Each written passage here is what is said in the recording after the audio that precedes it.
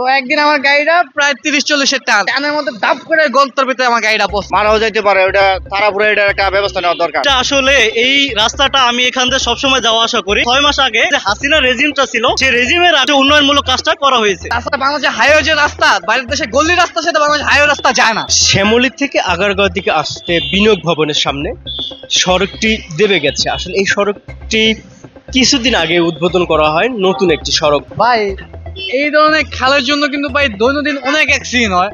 একদিন আমার ঘটনায় আমি বলি, এটা তো অনেক বড় ভাই, বিশাল। এটার ভিতরে পড়লে কোনো মানুষ অনেক বড় ধরনের একটা আহত হওয়ার সম্ভাবনা। একদিন আমি যাইতেছিলাম সম্ভবত আপনার ব্রিজটা আর কি, আপনার 7 রাস্তাতে ব্রিজে উঠলাম। তো ওঠার পরে 7 রাস্তা ব্রিজে ওঠার সাথে সাথে দেখবেন যে কতগুলো গর্ত আছে ছোট। তো একদিন আমার গাড়িটা প্রায় 30-40 টানের মধ্যে দাপ করে গর্তের ভিতরে আমার গাড়িটা পড়ছে। তো ভাগ্য বলো আমার পিছনে লুক ছিল, লুক থাকার কারণে আমি আমার ইঞ্জিন ব্রেক চাপছি, আমার হাত ব্রেক চাপছি, পায়ের ব্রেক চাপছি, তারপরে আমার গাড়ির ব্যালেন্স রাখতে খুব কষ্ট হয়ে গেছে। তো ওদিনকে আমি ডাবল থাকার কারণে আমি বেঁচে গেছি হয়তো আল্লাহর রহমতে। বাট এইটার যে অবস্থা ভাই, এইটার মধ্যে যদি কোনো একটা গাড়ি পড়ে, আমার মনে হয় না অন্তত মনে কোনো হাত পা ভাঙার সম্ভাবনা আছে ভাই। এইগুলো কিন্তু ভাই খুবই রিস্ক। আর বাংলাদেশের রাস্তাঘাট গুলাতে এমন একটা রাস্তাঘাট এরকম ভাই অনবরত, আপনার বাইরের দেশে যে রাস্তাগুলো, আপনার এলাকা গল্লি যে রাস্তাগুলা, তাছাড়া বাংলাদেশের হাইওয়ে যে রাস্তা, বাইরের দেশে গল্লি রাস্তা, সেটা বাংলাদেশ হাইওয়ে রাস্তা যায় না। খুবই মারাত্মক বিপজ্জনক। এখানে মনে করেন যে দেখা যায় অনেক স্পিডে যখন হুন্ডাগুলো আসে, হুন্ডাগুলো দেখতে পারে না যে এখানে গর্ত আছে কিনা।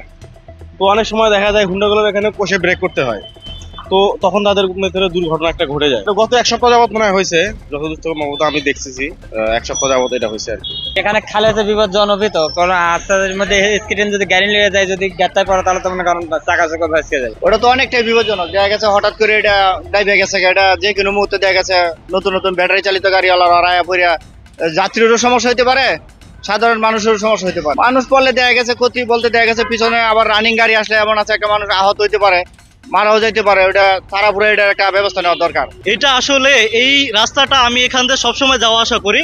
এই রাস্তাটা মূলত হচ্ছে আরো 6 মাস আগে আসলে আমাদের যে হাসিনা রেজিমটা ছিল, সেই রেজিমের আমলে আসলে এইটা হচ্ছে উন্নয়নমূলক কাজটা করা হয়েছে। কিন্তু এই যে তার আমলে যে দুর্নীতি, কত প্রকার দুর্নীতি হয়েছে, সেটা কিন্তু এই যে এখানে একটা মহাসড়কের মতো আগারগাঁওয়ের মতো জায়গায় যে এখানে যে এই যে ধসে পড়লো একটা রাস্তা, এটা কিন্তু তার আমলে যে দুর্নীতি, এই দুর্নীতিটাকে কিন্তু মূলত ফোকাস করে। এবং আমরা আরো দেখতে পাচ্ছি এখানে রাস্তায় হচ্ছে এখন আমরা দিন, তাই আমরা দেখতে পাচ্ছি। কিন্তু এখানে যদি রাতে যদি কেউ আসে, যে কোনো দুর্ঘটনা ঘটতে পারে। এর জন্য আমি মনে করি যে কোনো এই পদক্ষেপটা কর্তৃপক্ষ নজরে আসা উচিত এবং খুব দ্রুত এটার পদক্ষেপটা নেওয়া উচিত, আসলে রাস্তাটা যাতে খুব দ্রুত সংস্কার করা হয়। আর বাইরের দেশে যে হাইওয়ে রাস্তা বা এটা কোনো বলার নাই। বাংলাদেশে একটা রোড বানায় 10 বছরের মেয়াদে, 15 বছরের মেয়াদে, কিন্তু একটা দুঃখের বিষয় কি জানেন ভাই, ওই রোড গুলা সর্বোচ্চ ভাই 5 বছর ভালো করে যায় না ভাই। কিন্তু আপনার মেয়াদ দেয় 15 বছর, 20 বছরে, যায় না 5 বছর।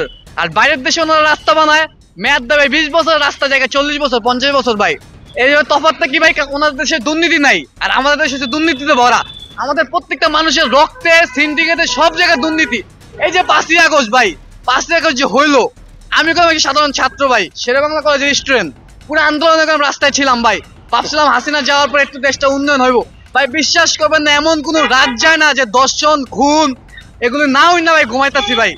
এমন কোনো দিন যেতেছে না। সংস্কার আমরাও চাই, সংস্কার হোক, আমরাও চাই সংস্কার হোক। রাজপথে ছিলাম 16 তারিখ থেকে শুরু করে 5ই আগস্ট পর্যন্ত রাজপথে ছিলাম। বন্যায় গেলাম ফেনীতে, আমরাও রাজপথে ছিলাম। এই সরকারের বিরুদ্ধে তো আমরা না, এই সরকারের পক্ষে আমরা।